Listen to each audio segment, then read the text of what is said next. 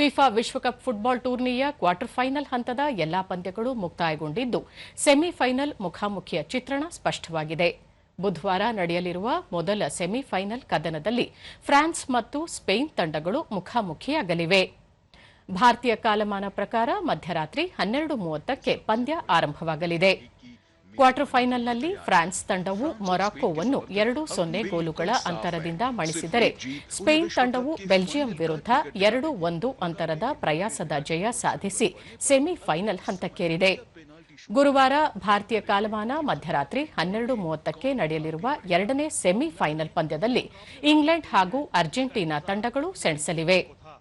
Quarter ಫೈನಲ್ನ ಹೆಚ್ಚುವರಿ ಸಮಯದಲ್ಲಿ England ತಂಡವು ನಾರ್ವೆ ವಿರುದ್ಧ 2-1 ಗೋಲುಗಳ ರೋಚಕ ಗೆಲುವು ದಾಖಲಿಸಿದರೆ ಅರ್ಜೆಂಟೀನಾ ತಂಡವು ಸ್ವಿಟ್ಜರ್ಲೆಂಡ್ ತಂಡವನ್ನು 3-1 ಅಂತರದಿಂದ ಸೋಲಿಸಿ ಸೆಮಿಫೈನಲ್ಗೆ ಲಗ್ಗೆ ಇಟ್ಟಿದೆ. ಈ ಎರಡು ಸೆಮಿಫೈನಲ್ ಪಂದ್ಯಗಳಲ್ಲಿ ಗೆಲುವು ಸಾಧಿಸುವ ತಂಡಗಳು ಜುಲೈ 20ರಂದು ನ್ಯೂಜೆರ್ಸಿ ಕ್ರೀಡಾಂಗಣದಲ್ಲಿ ನಡೆಯಲಿರುವ ಫಿಫಾ ವಿಶ್ವಕಪ್ನ ಫೈನಲ್ ಮಹಾಸಮರದಲ್ಲಿ ಪ್ರಶಸ್ತಿಗಾಗಿ ಕಾದಾಡಲಿವೆ. ಸೆಮಿಫೈನಲ್ನಲ್ಲಿ ಸೋಲನುಭವಿಸುವ ತಂಡಗಳ ನಡುವೆ ಮೂರನೇ ಸ್ಥಾನಕ್ಕಾಗಿ ಜುಲೈ 19ರಂದು ಮಿಯಾಮಿಯಲ್ಲಿ ಪ್ಲೇ ಆಫ್ ಪಂದ್ಯ ನಡೆಯಲಿದೆ.